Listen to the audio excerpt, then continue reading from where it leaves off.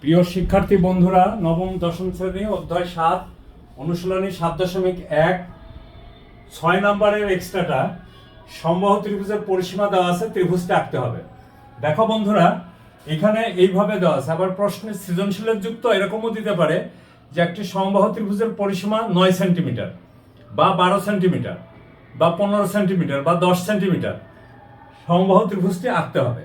তাহলে সমবাহু মানে যে ত্রিভুজের তিনটি বাহুর দৈর্ঘ্য সমান এবং প্রত্যেকটি কোণ 60 ডিগ্রি, সেটাকে আমরা কি বলি? সমবাহু ত্রিভুজ বলি।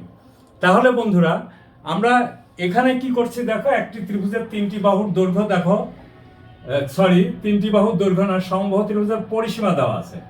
তো দেখো, আমরা পরিসীমার সমান করে আমরা একটা পরিসীমা নিই। এই দেখো একটা পরিসীমা,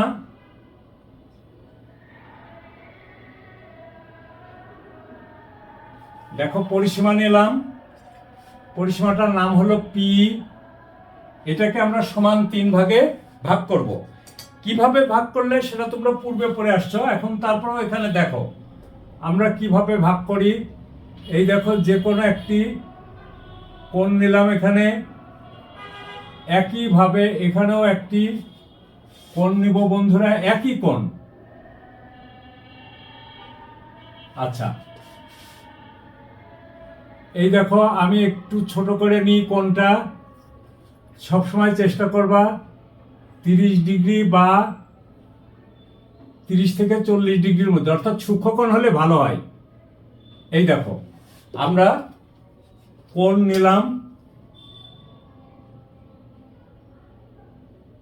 এটার নাম তুমি যা খুশি তাই দিতে পারো, কোনো সমস্যা নেই, তোমার ইচ্ছা।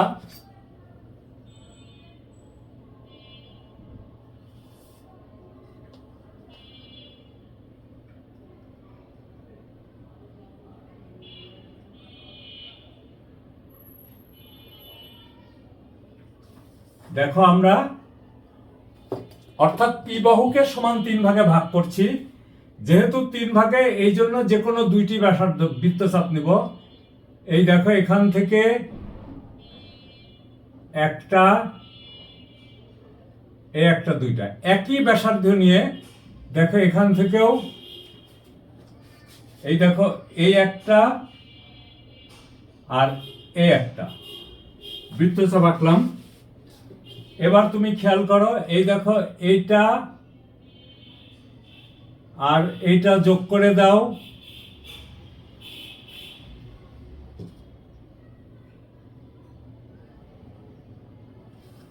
এইটা আর এটা যোগ করে দাও।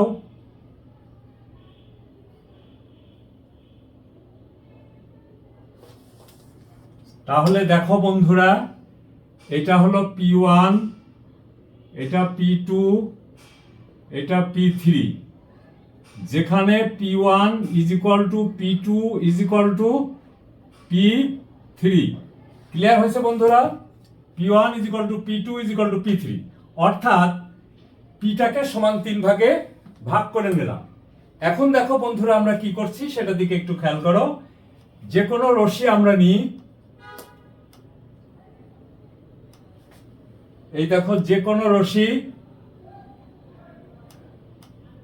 আমরা কি নিলাম, নাম দিয়ে দাও। এটা হলো বি, এটা ই।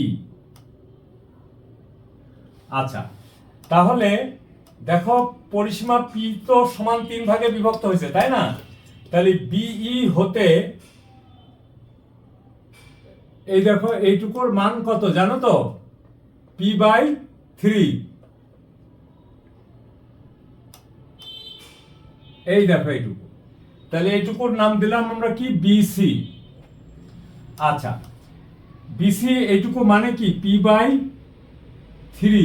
তার মানে P1 হতে পারে, P2 হতে পারে, is equal two P2 is equal two P3 is equal to P/3। ঠিক আছে? এখন বি ও সি বিন্দুকে কেন্দ্র করে P/3 এর সমান ব্যাসার্ধ নিয়ে বিসি এর একই পাশে আরো দুইটি বৃত্তচাপ অঙ্কন করি।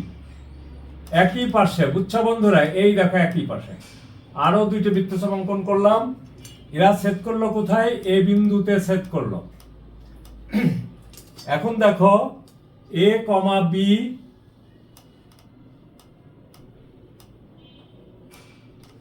আর হলো এ কমা সি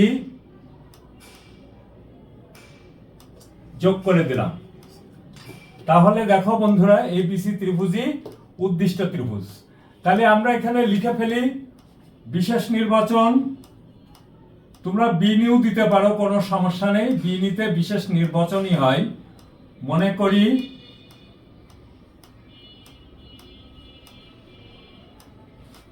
একটি সমবাহু ত্রিভুজের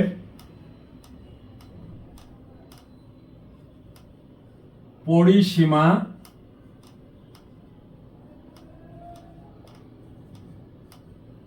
পি দেওয়া আছে।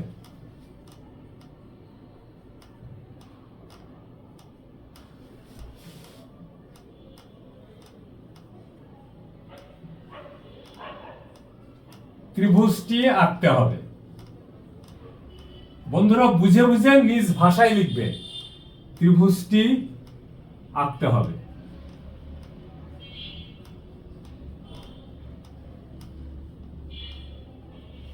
হয়েছে? এবার দেখো অঙ্কন।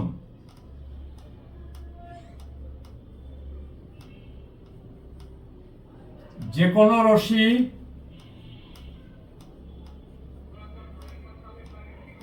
বিই হতে বিসি সমান p/3 অংশ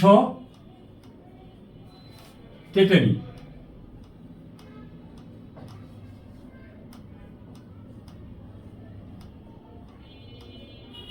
আচ্ছা, যেহেতু সমবাহু ত্রিভুজ সুতরাং এর প্রত্যেকটি বাহুর দৈর্ঘ্যই p/3 হবে।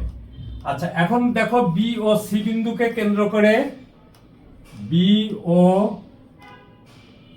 সি বিন্দুকে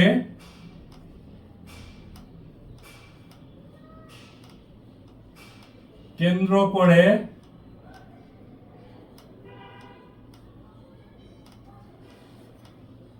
বিসি এর একই পার্শ্বে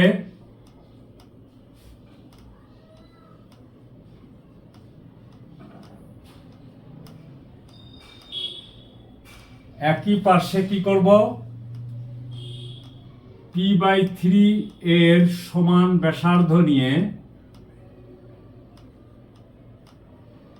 শোনো বন্ধুরা, এই দেখো বিসি এর একই পার্শ্বে p/3 হতে পারে অথবা বিসি এর সমানও হতে পারে, একই কথা, সমান ব্যাসার্ধ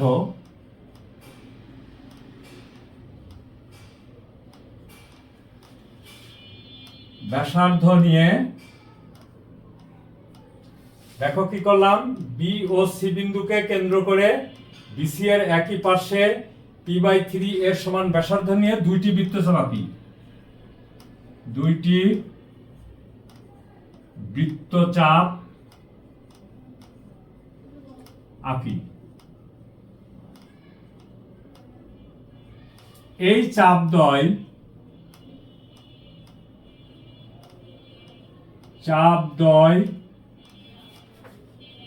পরস্পর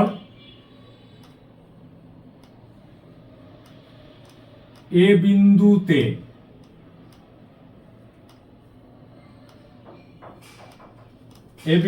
ছেদ করে।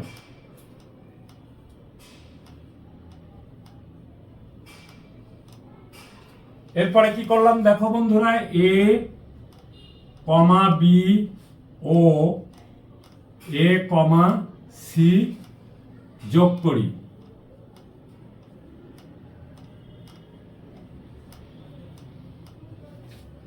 তাহলে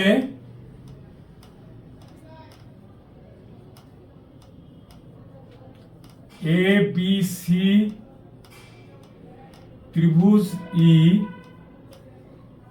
উদ্দিষ্ট ত্রিভুজ।